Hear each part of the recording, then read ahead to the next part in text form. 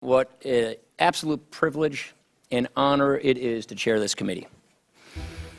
I've served with many of you on this committee for quite a while, 14 years for myself. It was the dream job, which obviously makes so stark this decision he had to make. The day that Boehner announced he was stepping down, Paul and I were emailing, and he's like, "Yep, not doing it."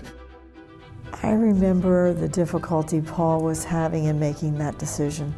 The whole conference was looking to him and saying, "You're the person to do it." There were a lot of people who were coming to him and asking him to become Speaker, including John Boehner.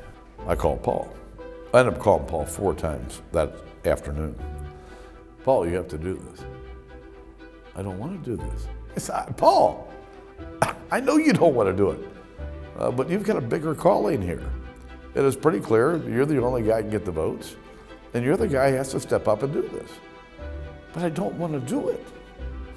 Paul, think about what God wants you to do." Left it there. I didn't know what was going to come out of that chaos, and I was fearful that our entire Republican conference was on the verge of just completely fracturing beyond cohesion and repair. And so Paul answered the call of duty.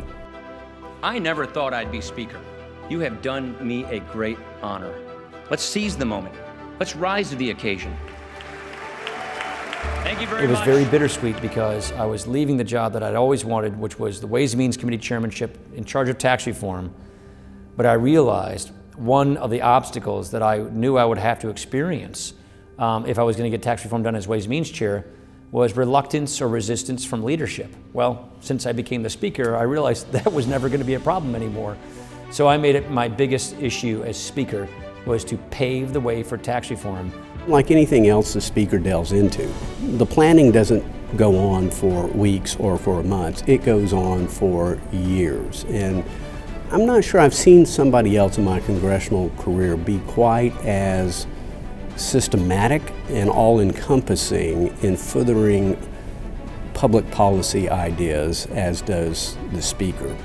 The primary reason why I took the speakership was to get the entire House Republicans and the party for that matter to embrace a very specific and bold agenda that was necessary to fix the country's big problems and just take it to the country.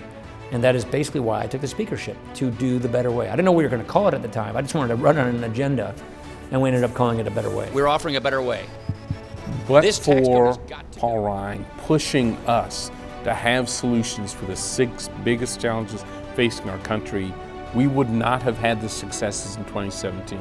Because of the Better Way agenda, we were united in our solutions, and more importantly, we had a solution. The blueprint in June of 2016, under Dave Camp and Paul Ryan's successor, Kevin Brady, much like the Camp draft, it was sort of the next stage. This was the first time that you had the leadership of House Republicans coming together and bringing together the entire conference around a plan. And then if it so happens that we win the election and we have the White House and we have the ability to do something, we'd have that agenda ready to go and the country just validated it and we can put it in place and see it work.